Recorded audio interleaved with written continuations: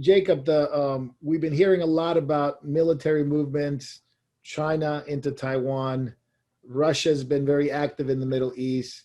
We've been seeing warnings. Now we get the news that China and Russia are going to be doing military exercises next month, which we're almost at the end of the month now. So yeah, it's coming up pretty soon in August. Military exercises with China. You see trouble in the Middle East. Wars are intensifying. They may be under the radar because other subjects are becoming more mainstream, but certainly war is in the horizon.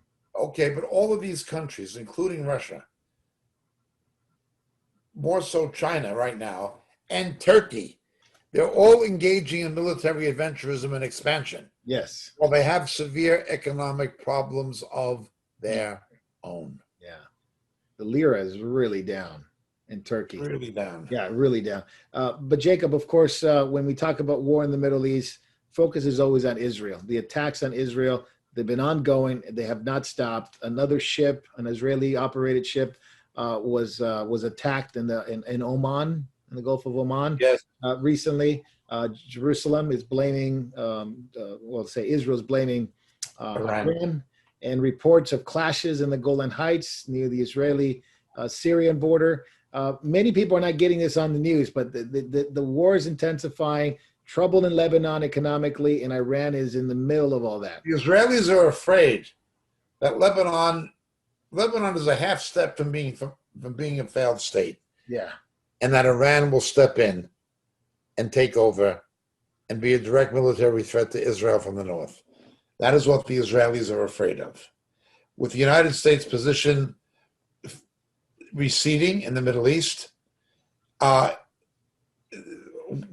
partly due to the weakness of Biden, Iran is becoming more bold. Yeah. Why shouldn't they? They know they can do anything. Biden, kneel down and lick the mud from my sandals, and he would do it. And he just give me the peace agreement. Well, it's not a peace agreement. The nuclear agreement is not a peaceful one. It's not a peace agreement, for sure. But he'd kneel down and lick it. He'd lick the mud. That's what he is. He's a mud licker. He's always been a bootlicker. That's all he's good for. Now he's a senile bootlicker. I'm not trying to be cruel. I'm just telling the truth. That's how they look upon him. And so they see opportunity with the collapse of Lebanon, with the mess in Syria, and with this new government in Israel. See, don't forget, Biden was pushed in by the Democratic Party establishment to stop the radical left, Sanders. But he has to placate the radical left once he's in. Okay? So the Democratic Party has 100 superdelegates. They're the establishment of the party. Wow. It doesn't matter what the voters say in the primaries. It doesn't matter what the people in the Democratic Party say.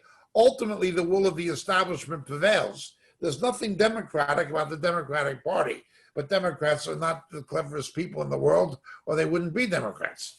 Okay, so you've got that. Minority power. Most people don't trust Congress. Minority power. Most people don't trust the media. Minority power. Well, Israel's the same. The present prime minister, his contingent, has 6 seats. Oh, man. In a Knesset, in a parliament of 120. It's all done by coalition.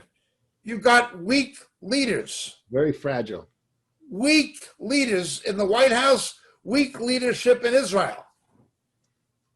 Now, Jacob, if Kamala Harris becomes president at some point, God forbid, if that were to happen, I mean, looking at how Muslim leaders would deal with her, I mean, Islam does not respect women. I mean, what kind of a leadership role would she play in negotiations like this? Look at Ali Bhutto's daughter.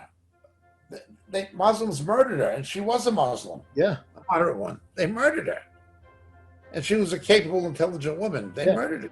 Yeah, I just can't imagine the logic in all this, but nonetheless. Look, what does it say in Luke?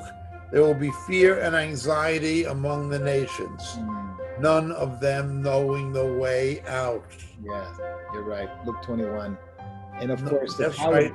the Taliban is running amok in Afghanistan, Afghan, of course. murdering civilians, deeply troubling. Jacob, this is no ordinary news. This is Not only that, but it's going to trigger a further refugee crisis. And, ultimately those refugees will try to get to Europe. oh man. Again, another Biden gaffe. I mean, it wasn't something he said; it's something he did. But Blinken and all these Sullivan guys are not doing their job. Sullivan is a pathetic figure. Jacob, I want to take you into.